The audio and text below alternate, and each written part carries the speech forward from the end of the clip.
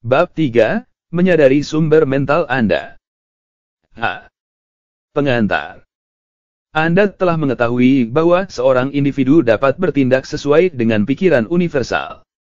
Hasil dari aksi dan interaksi ini adalah sebab dan akibat. Pikiran merupakan sebab, sedangkan pengalaman yang Anda jumpai di dalam kehidupan adalah akibat. Karena itu, hilangkanlah kecenderungan apapun untuk mengeluhkan kondisi yang telah terjadi atau sedang terjadi. Terserah Anda apakah Anda mau mengubahnya dan membuatnya sesuai keinginan. Pandulah usaha Anda agar bisa menyadari sumber-sumber mental yang senantiasa ada di dalam kendali Anda. Dari situlah datangnya semua kekuatan yang nyata dan langgeng.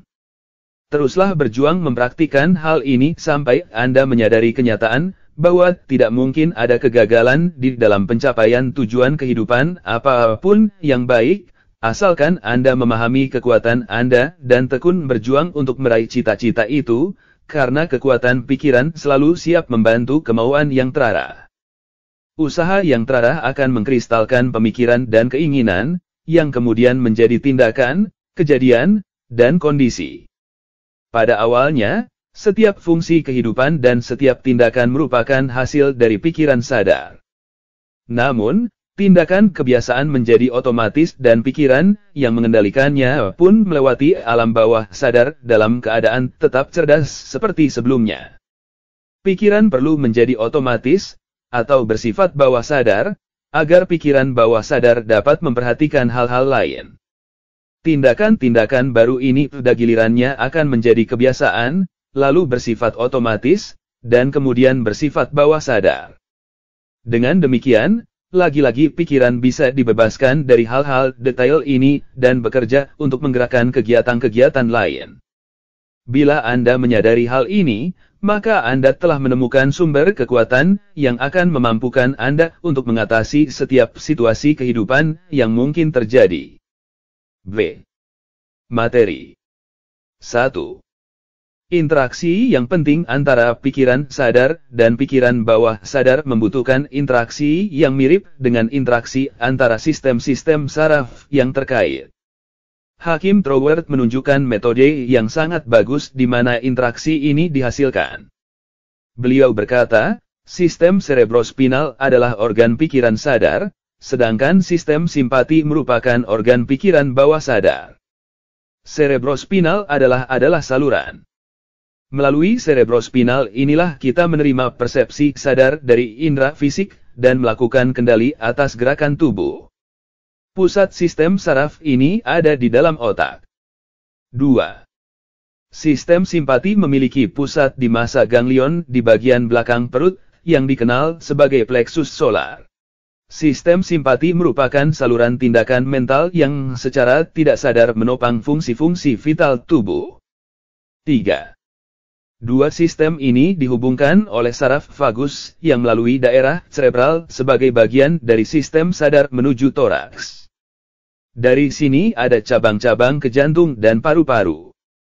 Melalui diafragma, ia kehilangan lapisan luarnya dan teridentifikasi menjadi saraf sistem simpati. Dengan demikian, terbentuklah hubungan antara keduanya, dan secara fisik manusia lalu menjadi satu entitas tunggal. 4.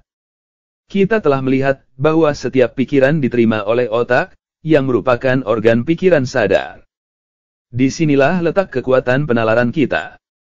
Jika pikiran objektif telah diyakinkan karena pikiran yang benar, pikiran itu lalu dikirimkan ke plexus solar atau otak dari pikiran subjektif untuk diubah menjadi jaringan kita dan diwujudkan sebagai realitas.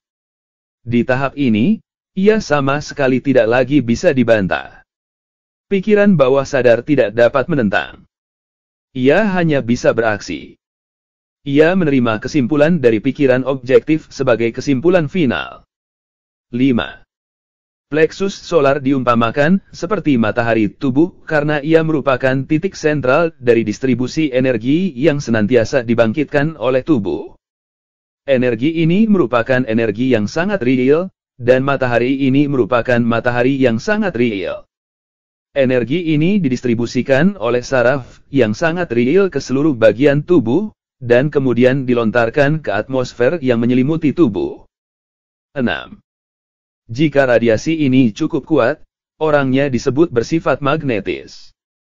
Dikatakan bahwa ia dipenuhi dengan magnetis pribadi.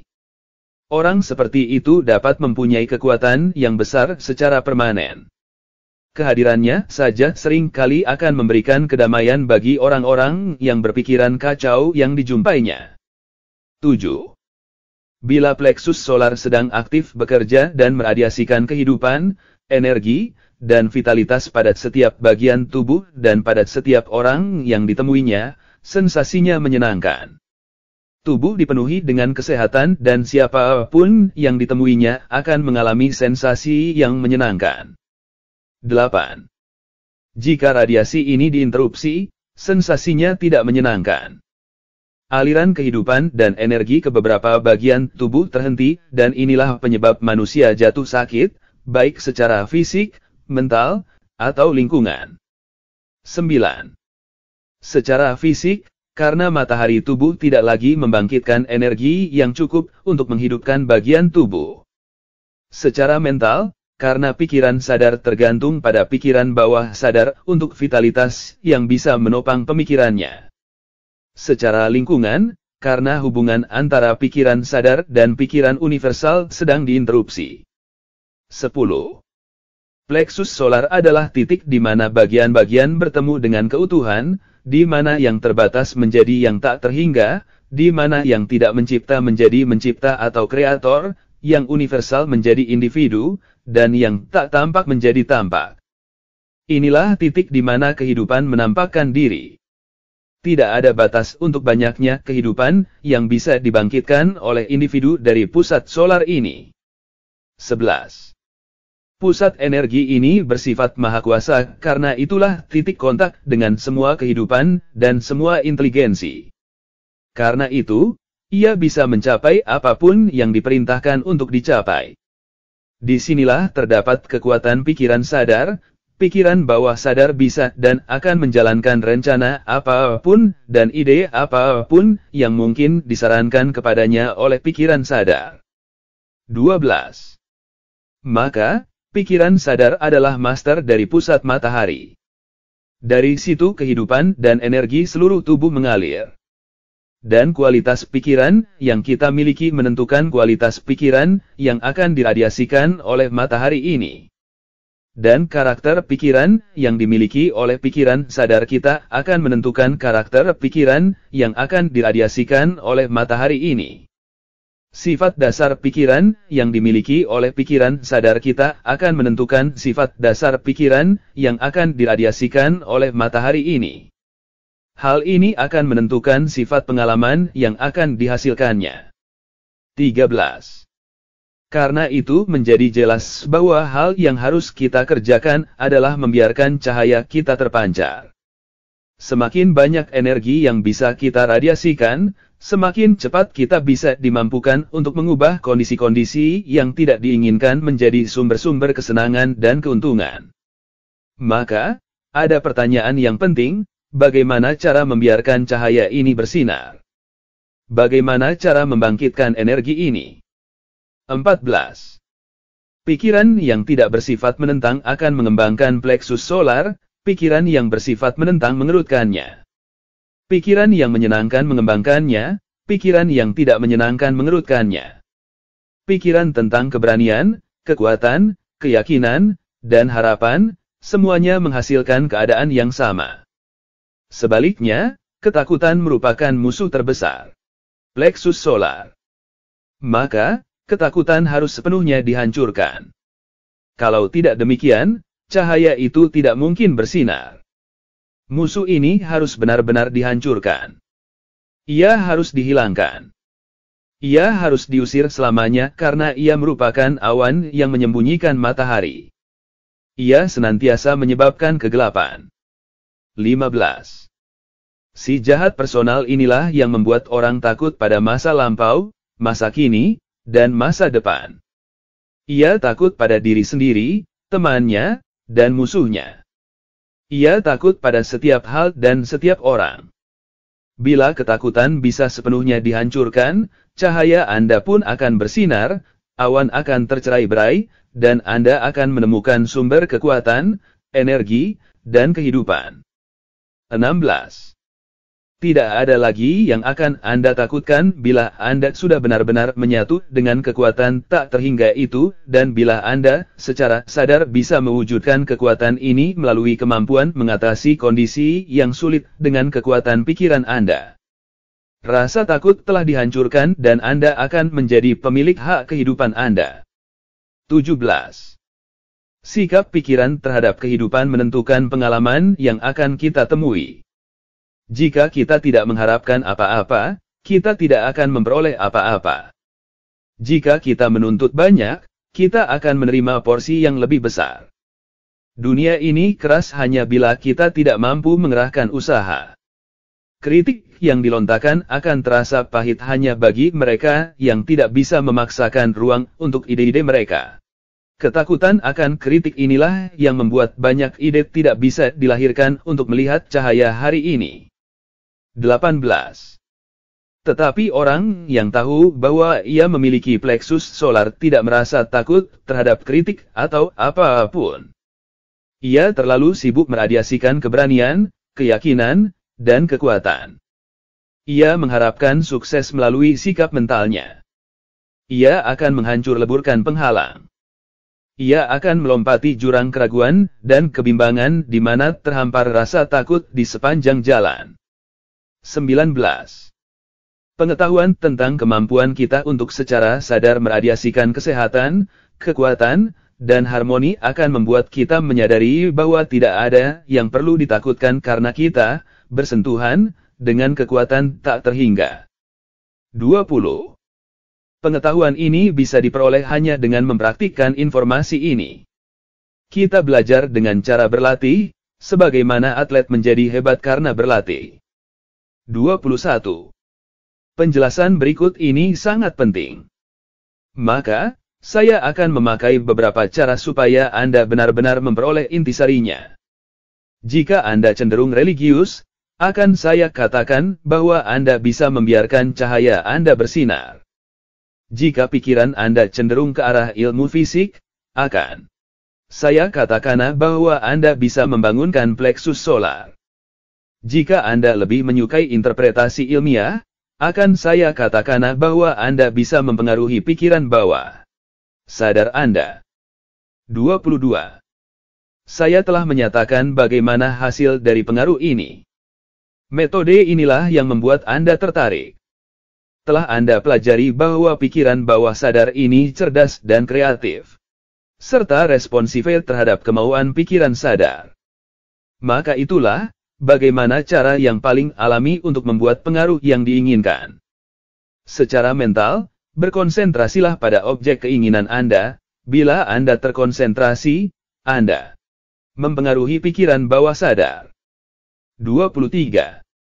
Metode ini memang bukan satu-satunya cara, tetapi metode ini sederhana, efektif, serta memberikan jalan pintas. Cara inilah yang memastikan hasil-hasil terbaik. Metode ini memberikan hasil-hasil yang luar biasa, sehingga banyak orang berpikir bahwa mukjizat sedang terjadi. 24. Metode inilah yang membuat setiap penemu besar, setiap ahli keuangan, setiap negarawan yang hebat mampu mengubah kekuatan keinginan, iman, dan keyakinan yang tak kentara dan tak tampak menjadi fakta konkret, yang aktual dan nyata di dalam dunia objektif. 25. Pikiran bawah sadar merupakan bagian dari pikiran universal. Pikiran universal inilah prinsip kreatif di semesta. Suatu bagian haruslah serupa jenis maupun kualitasnya dengan keutuhan. Artinya, kekuatan kreatif ini benar-benar tak terbatas, ia tidak dibelenggu oleh apapun yang terjadi sebelumnya. Maka, untuk menerapkan prinsip konstruktifnya, ia tidak mempunyai pola yang sudah ditentukan sebelumnya. 26. Telah kita dapati bahwa pikiran bawah sadar itu merespons kemauan sadar kita. Artinya, kekuatan kreatif yang tak terbatas dari pikiran universal itu berada di bawah kendali pikiran sadar setiap individu. 27. Ketika menerapkan prinsip ini melalui latihan yang dijelaskan di dalam pelajaran-pelajaran berikut, ingatlah hal ini, Anda tidak perlu memetakan metode yang akan membuat pikiran bawah sadar Anda memberikan hasil yang Anda inginkan. Yang terhingga tidak bisa menerangkan yang tak terhingga. Sebutkan atau bayangkan saja apa yang Anda inginkan, jangan terlalu memikirkan bagaimana cara Anda mewujudkannya. 28. Anda adalah saluran di mana yang tak terbedakan menjadi dibedakan, dan pembedaan ini dicapai melalui pemberian. Yang dibutuhkan hanyalah pengenalan untuk menggerakkan sebab, yang akan memberikan hasil sesuai keinginan Anda. Dan hal ini dicapai karena pikiran universal dapat bertindak hanya melalui individu, dan individu dapat bertindak hanya melalui pikiran universal. Keduanya sebenarnya satu. 29. Untuk latihan Anda minggu ini, saya akan meminta Anda untuk maju selangkah lagi. Saya minta Anda untuk bersikap relaks selagi Anda berdiam diri dan menenangkan pikiran. Lepaskanlah segalanya. Biarkanlah otot-otot Anda berada dalam kondisi normal. Dengan demikian, saraf pun terbebas dari segala tekanan. Lepaskanlah ketegangan yang sering kali melelahkan tubuh. 30. Relaksasi tubuh merupakan latihan sukarela bagi kemauan. Latihan ini terbukti sangat berharga karena membuat darah bersirkulasi dengan bebas dari dan ke otak serta tubuh. 31. Ketegangan akan menyebabkan kegelisahan mental, dan aktivitas mental pikiran pun menjadi abnormal. Hasilnya adalah kecemasan, kekhawatiran, ketakutan, dan kegelisahan. Maka, relaksasi sangat dibutuhkan supaya kemampuan mental ini mencapai kebebasan terbesarnya. 32. Berlatihlah secara menyeluruh. Secara mental, putuskanlah bahwa Anda akan menenangkan setiap otot dan saraf sampai Anda merasa tenang, tentram, dan Anda dapat merasa damai dengan diri sendiri dan dunia. 33. Dengan demikian, pleksus solar setiap berfungsi. Nantikanlah kejutan hasilnya. C. Tanya jawab. 1. Sistem saraf apa yang merupakan organ pikiran sadar? Cerebrospinal. 2. Sistem saraf apa yang merupakan organ pikiran bawah sadar? Simpati. 3. Apa titik sentral distribusi untuk energi yang senantiasa dibangkitkan oleh tubuh? Pleksus solar. 4. Bagaimana distribusi ini diinterupsi? Oleh pikiran yang resisten, kritis, dan tidak menyenangkan, tetapi terutama oleh rasa takut. 5. Apa akibat dari interupsi seperti itu? Manusia terserang berbagai penyakit. 6. Bagaimana energi ini bisa dikendalikan dan diarahkan? Dengan pikiran sadar. 7. Bagaimana rasa takut ini bisa dihilangkan secara total? Dengan memahami dan mengenali sumber sejati dari semua kekuatan. 8. Apa yang menentukan pengalaman-pengalaman yang kita temui di dalam kehidupan? Sikap mental utama kita. 9. Bagaimana kita bisa membangunkan pleksus solar? Dengan secara mental berkonsentrasi pada kondisi yang ingin kita wujudkan di dalam kehidupan kita. 10. Apakah prinsip kreatif semesta itu? Pikiran universal. Tidak ada kebenaran yang lebih tinggi daripada bahwa kualitas pikiran yang kita miliki berkorelasi dengan hal-hal eksternal tertentu di dunia di luar diri. Inilah hukum yang menguasai kita tanpa kita bisa lepas darinya. Dan hukum ini, korelasi antara pikiran dengan objeknya, telah membuat orang sejak zaman dulu kala percaya pada pemeliharaan khusus dari Tuhan. Williams.